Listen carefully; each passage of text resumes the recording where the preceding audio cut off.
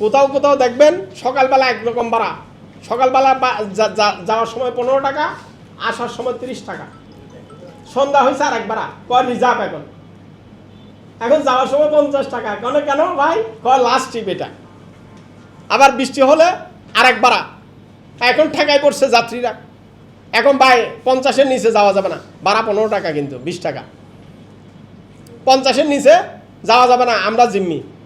এটার কোনো প্রতিবাদ নাই, এটার কোনো, আমরা বাসে বাসে চিল্লাচিল্লি করছি, এটার কোনো সুরাহা নাই। কারা করবে সুরাহা? যারা করবে, ওই বিড়ালকে মাছ পাহারা দেওয়ার দায়িত্ব দেওয়া হয়েছে, মালিক সমিতিকে মনিটরিংয়ের দায়িত্ব দেওয়া হয়েছে, মালিক সমিতিকে কমিটিতে রাখা হয়েছে, এবং মন্ত্রী তারা আশেপাশে থাকে, সরকারের আনুকূল্য নিয়ে থাকে, সরকারের কাছাকাছি থাকে, ফলে তাদেরকে কেউ ধরার সাহসও পায় না। এবং আমরা দেখছি ঈদের সময় একবারা, ঈদের এমনি স্বাভাবিক সময়ে আর একবারা, এইরকম নৈরাজ্য প্রতিদিন সারা দেশের ভুক্তভোগী হলেও সরকারি ফোরামে যাত্রী সাধারণের প্রতিনিধিত্ব না থাকায়, সড়ক পরিবহন আইনে মালিক সমিতির নিয়ন্ত্রিত আইন হওয়ায় দেশের লাখো লাখো ভুক্তভোগী সমস্যা দিন দিন বাড়ছে, অথচ এগুলো সমাধানের কোনো আলোর মুখ দেখছে না।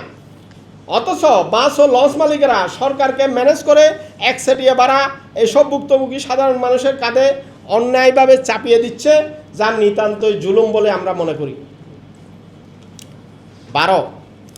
50 আসন, 52 আসন এবং 60 আসনের সিটি সার্ভিসের বাসে আপনারা দেখবেন, সিটি সার্ভিস পৃথিবীতে আপনারা অন্যান্য দেশে গেছেন, সিটি সার্ভিসের বাসে দরজা থাকে মাঝ বরাবর, আমাদের দেশে দরজা সামনে। কেন ভাই? ওই যে আমার থেকে বাড়ানোর সময় 3 জন স্টাফের বেতন নিয়েছেন, এই বাড়ার উপর সাধারণ যাত্রীদের 3 জনের বেতন নেওয়া হয়েছে, কিন্তু স্টাফ 2 জন দিয়ে চালাবে। আর মাঝ বরাবর দরজা থাকলেও পিছনে যদি ভাড়া কাটতে যায় একজন যাত্রী নেমে যাবে। এই বয়ে এখন মাঝখানের দরজাটা বন্ধ করে সামনের দরজা নিয়ে আসছে, ওই সামনের দরজা ইঞ্জিনের উপর আবার মহিলা সিট, অর্থাৎ এমন একটা সংবেদনশীল পরিস্থিতি তৈরি করে এই বাসটা যখন অস্বাভাবিক লোড হয়ে যায়, পিছনের একজন যাত্রী হেঁটে গিয়ে সামনের দরজা দিয়ে নামা তার জীবনের জন্য কতটুকু ঝুঁকিপূর্ণ একজন ভুক্তভোগী নাগরিক ছাড়া কেউ বোঝে না। আমার এই সিটিতে মন্ত্রীরা সাথে চলছে না, সামনে চলছে না, পেছনে চলছে না, তাদের গাড়ি সামনে পেছনে যাচ্ছে না, তারা এই দুর্ভোগগুলো দেখে না, তাদের দিলে একটুকু রহমত হয় না। আমরা বহুবার বলেছি সিটি সার্ভিসের দরজা থাকবে মাঝ বরাবর, কিন্তু সিটি সার্ভিসের দরজা এখানে একদম সামনের চাকার সামনে, পৃথিবীর কোথাও কিন্তু এই অমানবিক দরজা সিস্টেম নাই। এবং বাসগুলো বেপরোয়া চলে রাস্তার মাঝখানে নামায়। এখন রাস্তার মাঝখানে নামাইতে নানা ধরনের বিপত্তি। অটো একটা সামনে থেকে আসতেছে, আমি ওটা দেখলাম, কিন্তু আরেকটা পিছনের থেকে আসতেছে, পিছনেরটা আমি দেখতে পারি না, কারণ আল্লাহ আমাদের সামনে চোখ দিয়েছে, পেছনে তো চোখ দেয় নাই।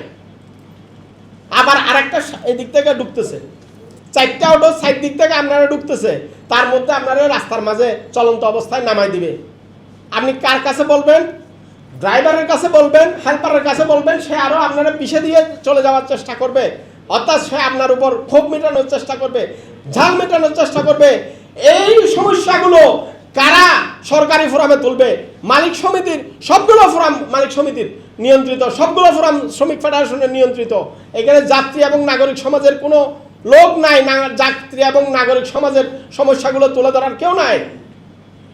আমরা শুধুমাত্র এই যে ক্যাব, এই যে কনজিউমার অ্যাসোসিয়েশন অফ বাংলাদেশের সাধারণ সম্পাদক আমার পাশে আছেন, ক্যাব এবং যাত্রী কল্যাণ সমিতি, শুধু ভাড়া নির্ধারণের টেবিলে এই 2-1টা কথা এই মালিকদের সামনে বলার সুযোগ পাইতাম, এটাও এখন বঞ্চিত করা হলো এবং একচেটিয়া ভাড়া নির্ধারণ করা হচ্ছে, যেটা সাধারণ যাত্রীদের কতটুকু দুর্ভোগের দিকে ঠেলে দিবে এই প্রশ্ন আমি জাতির সামনে রাখতে চাই।